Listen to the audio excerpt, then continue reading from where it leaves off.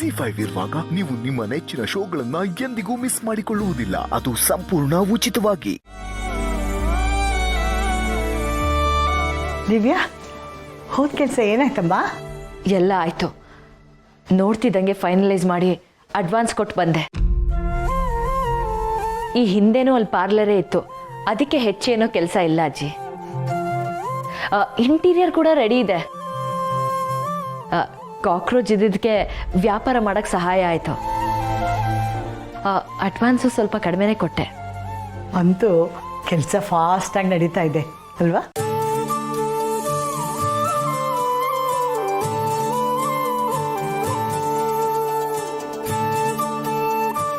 ಹ್ಞೂ ಅಜ್ಜಿ, ಮಾಡಬೇಕಲ್ವಾ.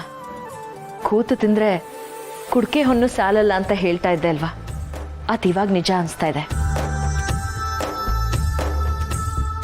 ಎಷ್ಟು ಕೆಲಸ ಮಾಡಿದ್ರೂ ಮುಗಿತಾನೆ ಇಲ್ಲ. ಪಾಲ ಕೊಟ್ಟಿರೋ ದುಡ್ಡು ಖರ್ಚು ಆಗ್ತಾನೆ ಇದೆ.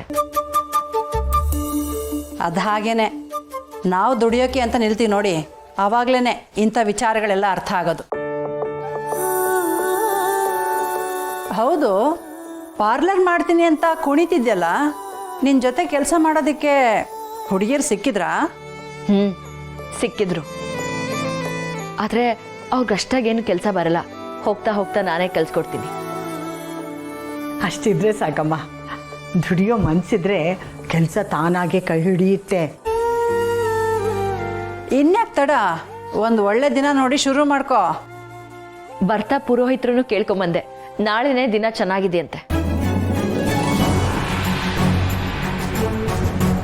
ನಾಳೆನೇ ಶುರು ಮಾಡೋಣ ಅಂತ ಅನ್ಕೋತಾ ಇದ್ದೀನಿ. ನೀವೇನು ಹೇಳ್ತೀರಾ? ಅಬ್ಬಬ್ಬಬ್ಬಬ್ಬಾ, ಆಗ್ಲೇ ಮೊಮ್ಮಗಳೇ, ಶುಭಸ್ಯ ಶೀಘ್ರ. All the best.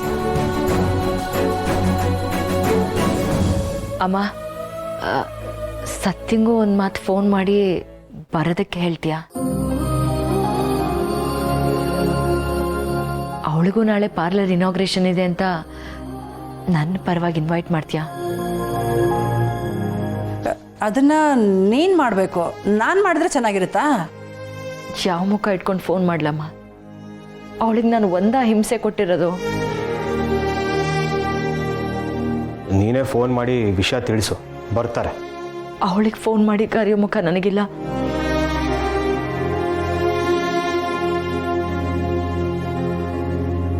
ಇಷ್ಟೆಲ್ಲ ಮಾಡಿ ಯಾವ ಮುಖ ಇಟ್ಕೊಂಡು ಫೋನ್ ಮಾಡ್ತಾಳೆ ಹೇಳಿ ಅಂದರೆ?